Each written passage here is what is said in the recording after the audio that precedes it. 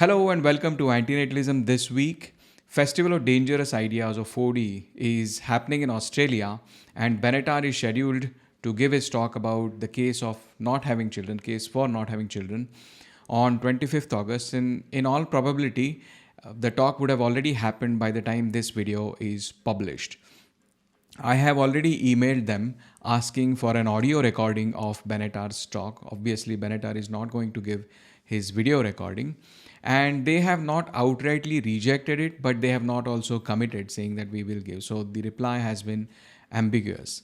And therefore, what I'm going to request everybody who is watching this video is to send an email to contact@festivalofdangerousideas.com and ask for the recording. The more people ask for this, the greater there is a chance that they listen to us, and then we'll get to listen what Benatar had said.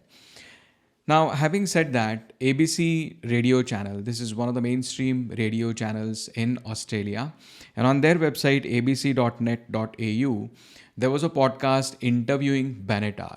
It was a crisp 14 odd minute long interview, and I thought for anybody who is very new to antinatalism, who doesn't know much about antinatalism, especially Benatarian antinatalism, this podcast is a very good starting point. The reason is it's very short, crisp, and Benatar explains almost all the important arguments in a very brief time and in simple words. Benatar talks about the philanthropic and misanthropic arguments for antinatalism, and then the value asymmetry, the axiological asymmetry, and then he also talks about the quality of life argument. And there was a question about, okay, we are here now, we exist. What do we do? So Benatar replies that yes, what do we do? One is we don't create more beings. But at the same time, for the existing beings, he says that once you're here, get the joy that you can get and give the joy that you can give. Now, I thought this was a very nice quote. Obviously, this is not a philosophically deep quote, but it's still very nice coming from a philosopher. And then he moves on to explain the aspects of death, whether death is bad, whether it is a harm for the one who is dying or the one who is dead. And then finally, he touches upon a crucial connection between veganism and antinatalism. Now, veganism and antinatalism are connected to each other quite deeply because the connection has many dimensions to it. But Benatar only touches upon one particular aspect, which is the argument given by meat eaters that had the meat and dairy industry not been there, the animals would not have come into existence and they would not have got to live the life that they got to live. And therefore, by consuming animal products, they are actually doing a favor to those animals. And Benatar destroys this argument very nicely, very briefly, to the point in a matter of 1 minute. So those are the highlights of that podcast. Now, I'm going to talk a little bit about the definitions of antinatalism. The reason would be clear as we go on into the video. But the news is, and you might have already seen this on my community posts, is that antinatalism is now a legitimate word in Oxford English Dictionary. That's a great news. Oxford English Dictionary is probably arguably one of the major English dictionaries.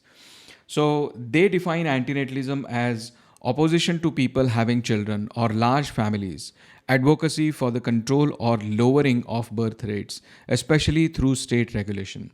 Now, this part of the definition, I think, is historical usage of the word antinatalism for the past few decades, especially before, Benatar and Cabrera and these people came in the light. So before 2006, before Better Never to Have Been was published and so on. And they also give some examples of how and where this word was used in this particular sense, in the sense of reducing population, in the sense of lowering birth rates and so on. But then they also say, in later use, especially, a philosophical position that it is morally wrong or indefensible to procreate. This is more of a antinatalism, contemporary antinatalism that we use antinatalism in that sense.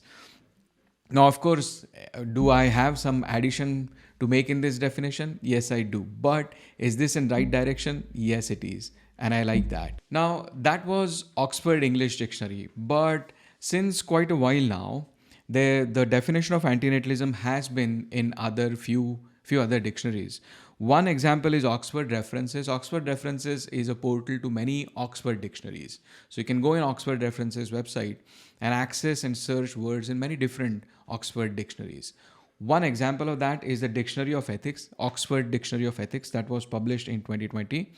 It's a very small, specialized dictionary. It's a Dictionary of Ethics, but it has a definition of antinatalism, which says that the view, on the whole, it would be better that one were not born and that one ought not to procreate.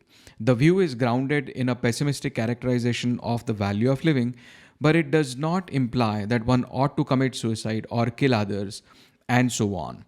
So the and so on part is such that because the rest of the part is actually in the paid version of the dictionary, I don't have access to it. But whatever is revealed is quite agreeable. And I at least appreciate that they are saying that the view that one ought not to be born is a descriptive part, and that one ought not to procreate is sort of a prescriptive part. They're considering both parts in this definition, which I like. So that's the Dictionary of Ethics, Oxford Dictionary of Ethics. Another major English dictionary is Merriam-Webster Dictionary. I might be saying the name wrong, but I've been saying this name for quite a few years now. Now, the point is they don't have antinatalism as a word in their dictionary as of yet. Maybe looking at Oxford and Cambridge, they might, but right now they don't. But what they have is a definition of pronatalist, which they say that pronatalist is an adjective which means encouraging an increased birth rate, which, for a major English dictionary sounded very terse, too brief. They should have elaborated a little bit on that. But they also have a definition of natalism, which says an attitude or policy favoring or encouraging population growth. So if natalism is defined in this way, antinatalism would be defined as policy to reduce population growth. And we'll see such deductions later in the video also. But anyway, those were the dictionary definitions so far I have found. I have excluded one and we'll come to that. But there was a panel discussion which happened last week. We also talked about it. I think the video was published Monday this week, and the panel was on the Exploring Antinatalism podcast channel hosted by Amanda, moderated by Mati Harry, and it was attended by Lawrence Anton, Karim Akirma, David Benatar, and David Pierce. And of course, they discussed, the whole discussion was around the definition of antinatalism. At the start, they started by looking at the definition of antinatalism in Cambridge Dictionary, which defines antinatalism as the belief that it is morally wrong to have children, or that people should be encouraged not to have children. Antinatalism may sometimes be motivated by environmental concerns. Antinatalism, the belief that it is morally wrong to have kids, often comes from the negative perspective that all life is suffering. Now, compared to rest of the dictionaries that we've seen, the Oxford English Dictionary, the Oxford References of Oxford Ethics Dictionary, this definition, in my opinion, was not up to mark. So, of course, understandably, the panel spent some time criticizing different aspects of definitions, and then they moved on to actually provide their own definitions. To do that, they were given a criteria. It was that the definition has to be good, useful dictionary definition. It has to be good general definition for discussion among antinatalists, and it has to be good specific definitions that you think specify the most useful dimension of antinatalism. Now, the panel took this in different ways. Some panelists thought that they have to come up with a definition which meets all three criteria. Others thought that they have to provide definitions for each of these criteria, and we'll see what those are. So let's start with what David Benatar had said. David Benatar provided two definitions of antinatalism. Antinatalism as an abstract noun, the view that it is morally wrong to bring sentient beings into existence.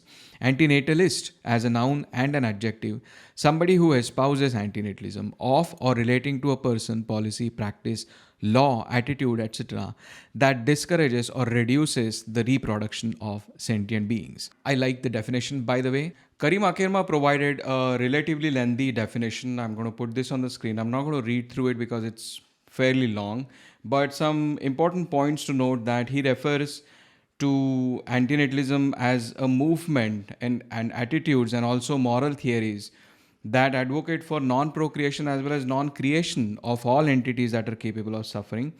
Then he also considers antinatalism for advocating for extinction of all animal species as long as that extinction can be brought through non-suffering, like via benign neutering and all. So the difference between Benatar's definition and Akkerman's definition I can see is that Benatar was referring to non-procreation only for all the beings as long as humans are doing it. So humans producing humans, we should not do that as part of antinatalism. Humans breeding other animals, we should not do that as part of antinatalism. But Karim Akkerman here is also referring to bringing about extinction through practices like neutering and sterilization, which is animals producing animals. That's one difference. Then we have definition by Lawrence Anton, which is quite short and crisp as such. He says that antinatalism is the view that bringing new human or sentient beings into existence is unethical. And I think the reason he put or sentient into brackets was he gave the primary focus to humans because that's how most of the people relate to. But at the same time, we should not forget that all sentient beings are also included in this. So this is also a sentiocentric view in a way. Then we have David Pearce. Again, a bit of a lengthy definition by David Pearce, but some of the important points to note. He talks about involuntary suffering, so antinatalism to bring or prevent or end involuntary suffering. Then he also talks about soft and hard antinatalism. And in soft antinatalism, he's considering child-free, which is interesting because child-free, you can be child-free for many different reasons. It could be financial reasons, it could be wanting career, wanting to have freedom and so on. And most of those reasons are concerned about the reasons for the parents or the prospective parents and not for the child. But you can be a child-free person because of antinatalism as a personal decision, that it's your personal decision that you think you don't want to bring another suffering being into existence and therefore you're child-free, which is at the border of child-free and antinatalism. Some people also might call it as anatalism. And then he also talks about hard antinatalism, which aims to peacefully bring extinction of all sentient life, which goes closer to what Karim Akkerman was saying earlier. Peacefully bring extinction of all sentient life. Then we have Amanda Suknik, and Amanda provided two definitions of antinatalism. One is very crisp but abstract. Antinatalism is a critique of procreation. The intention behind her doing this was she wanted to provide a common platform for all kinds of antinatalists. It could be anthropocentric antinatalists, sentiocentric antinatalists, even child-free, whoever is questioning reproduction, whoever is questioning procreation. She wanted to give a common umbrella, common platform for all of these. So I thought this was a definition more of anti-procreationism, but that's how she presents it as antinatalism. And the next definition is quite interesting. Antinatalism is a philosophical position and social movement concerned with ending suffering by preventing the birth, by preventing manufacturing, by preventing creation, preventing manipulation and existence of sentience or possible sentience. This definition defines it as a philosophy as well as a social movement. It gives that movement a goal to achieve.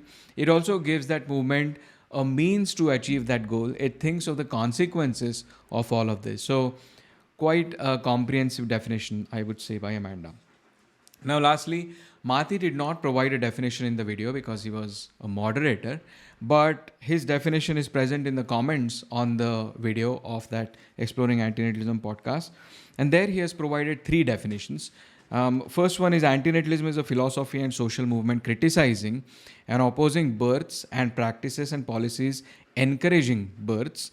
It has direct and indirect alliances with extinctionism, ethical veganism, pro-mortalism, ephilism, transhumanism, and posthumanism. The second one is antinatalism is a philosophy and social movement questioning reproduction. This is similar to Amanda's critique of procreation. And then third is antinatalism is being against reproduction on moral grounds. And this is quite abstract, but probably deliberately, because against reproduction, it doesn't matter who is reproducing, who is getting reproduced, and so on. It's against reproduction on moral grounds.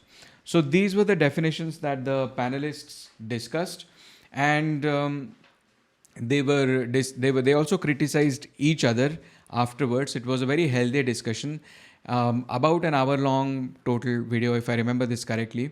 Very interesting. I urge everybody to go and watch that panel discussion on Exploring Antinatalism podcast. Now, after that, I was fortunate enough to be invited by Lawrence to do a live stream reacting to that video. And so Lawrence and I did a reaction video on Lawrence's channel. Of course, all the links are going to be in the description. And I'm sorry, apologies, that was a bit lengthy discussion, lengthy live stream. It went on to almost like 3.5 hours, but we discussed each and every nuance that we could possibly think of. And one news while that was happening, there was a live chat which was going on, and from that we come to know that Mahati Hairi, one of the panelists as well as he was a moderator of the panel, is going to write a paper on can angels be considered antinatalists. In his view, angels, well, of course angels are fictional, but angels therefore are not sentient. But then can they be considered as antinatalists? Now, that would be an interesting paper to read. I don't know if that's a thought experiment or is it something else, but looking forward to this paper. Talking of Mahati Hairi, Mahati was also interviewed on a podcast. It's in Finnish language. I think that's Mahati's mother tongue. And I got it translated. I got the transcript translated into English to understand what was being said. So it was an interview of Mahati, of course. He explained, or he went through his philosophical journey and then his work with Amanda, his recent book with Amanda about antinatalism, extinction, and the end of procreative self-corruption. And then they also talked about a little bit about extinction, pronatalism. And in pronatalism, he referred to general pronatalism, which is, encouraging people to have more children, to increase the population and so on, and philosophical pronatalism. So that's interesting. These were the topics generally talked about in the podcast, at least that's what I got from the translation. The link would be in the description.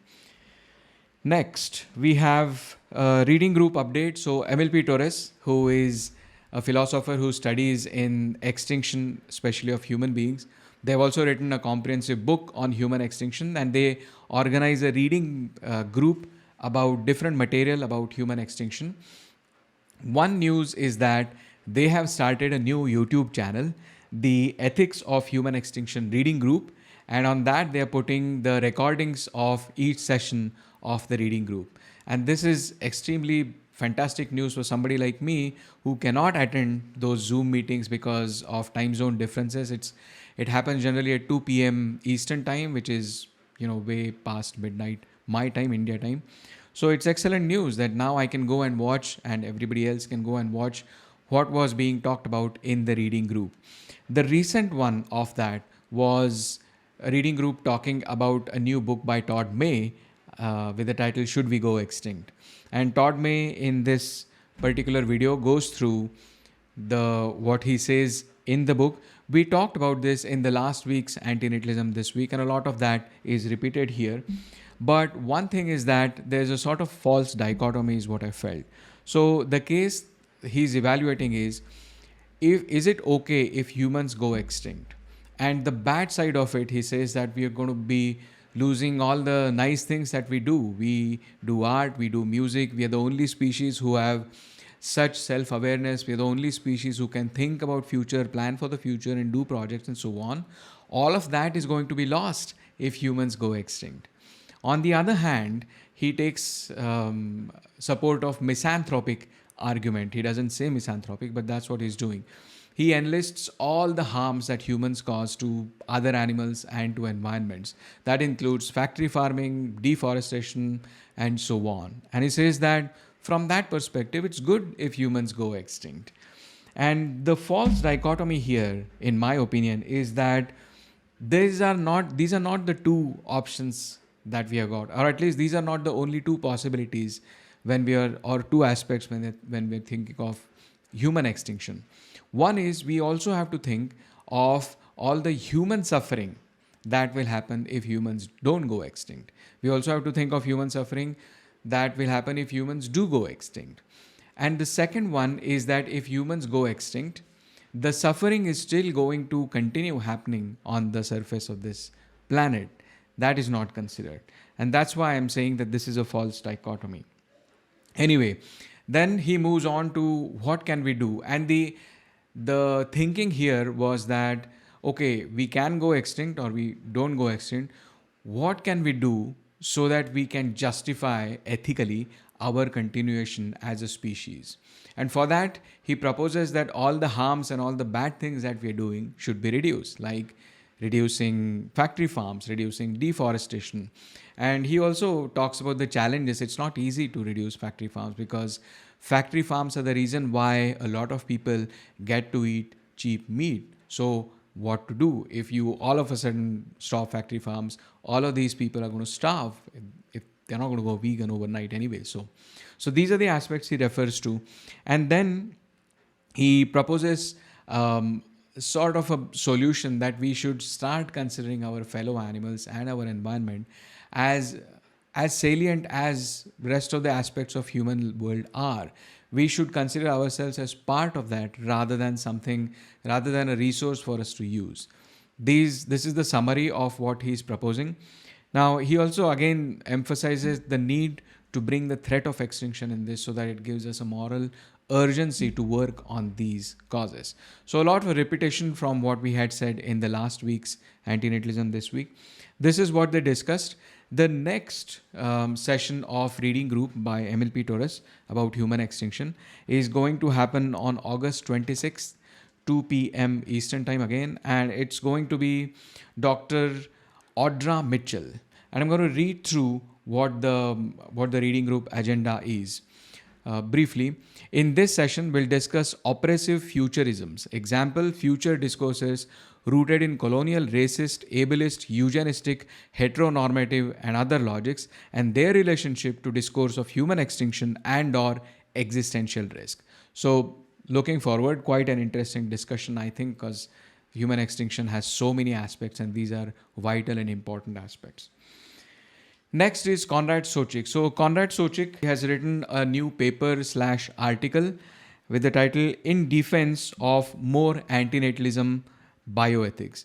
Now, the main focus of this is the topics of ART, which is assisted reproductive technology, gene editing, and embryo selection. These are the technologies which form, or at least form, main part of bioethics, contemporary bioethics, which are today. And because of these, Conrad says that the bioethics that we have today is pro-natalist by default. That's because using these technologies, bioethics generally focuses only on continuing life and improving the quality of life.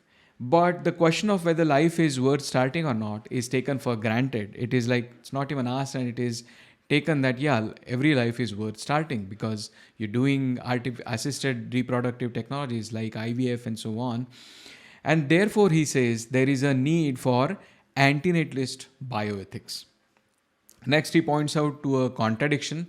So, when we use gene editing and embryo selection and even some other assisted reproductive technologies, we are doing this to produce happy people. And the contradiction here is generally it is accepted about procreation that there is an asymmetry, that we have a duty to prevent coming into existence of suffering beings. But we don't have an equal duty to bring happy people into existence. But these technologies are they're doing exactly this thing. They're trying to bring happy people. That's the contradiction he points out. Then he also moves on to transhumanism. So one argument is that by doing gene editing and embryo selection, we are trying to reduce suffering, and eventually we'll get to a stage where we'll eliminate suffering and therefore reproduction can go on. But he points out to the point that genes are only one of the many, many factors which cause suffering in life. And therefore, he criticizes transhumanism and transhumanists like David Pearce. Now, with all this background, he makes a case that antinatalist bioethics is required. But at the same time, once you have that, he says there are three advantages for having antinatalist bioethics. One is it's going to help environmental concerns. It's going to help about concerns about consumption aspect of environmentalism and so on, because we're not creating more consumers. The second one is that he says that more important than these concerns about creating new people and creating happy people are the concerns about exit options that existing people have or want to have. Things like right to die, whether that people should be able to die before they go on to suffer more suffering and so on.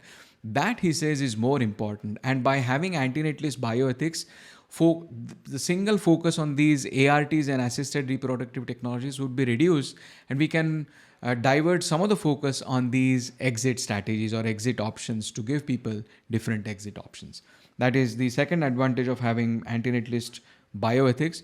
And the third one, he says that pronatalism conceals harm to women, or it conceals threat to women, sort of misogyny. And we have seen this historically. Pronatalism also always has some unreal expectations from women. They see women as a means of having babies, as machines to produce babies and so on. So by having antinatalist bioethics, that would be reduced. These are the three advantages he puts forth. It's a very short article, I think 1 or 2 pages, 2 or 3 pages if I remember this correctly, but interesting article. The next paper or article that I want to cover is sort of on the periphery of the subject of antinatalism. It is titled Against Adoption-Based Objection to Procreation by Scott Hill. And to give you a context about this, generally the position that antinatalists take is don't create a new being, but they are all for helping existing beings. If you see the placards of Stop Having Children, there are many placards in this sense that let's take care of existing humans and let's not create new humans. And Scott's problem is with the argument that it is impermissible to procreate rather than to adopt.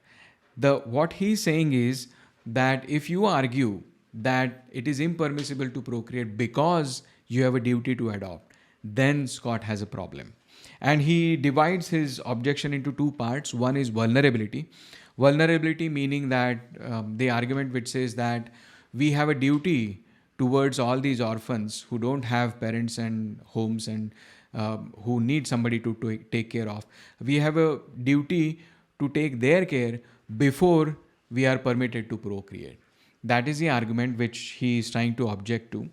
And this also has analogy to, whether we have a duty to rescue somebody and so on.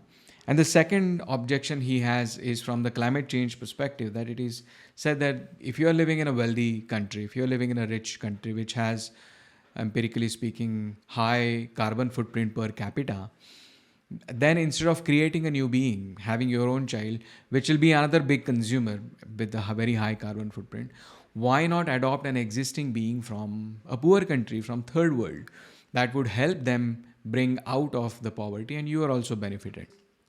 This is the second point of his objection. And he objects both of these.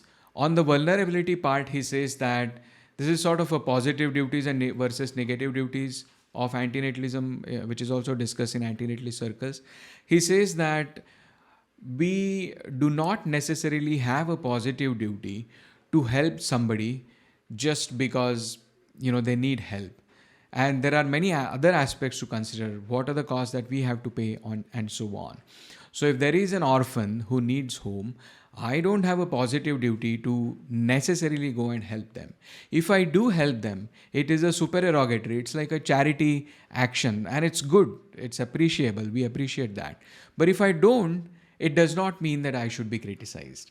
And if we use this excuse to remove the permission of procreation, if you say, because of this, I am not permitted to procreate, then that is wrong.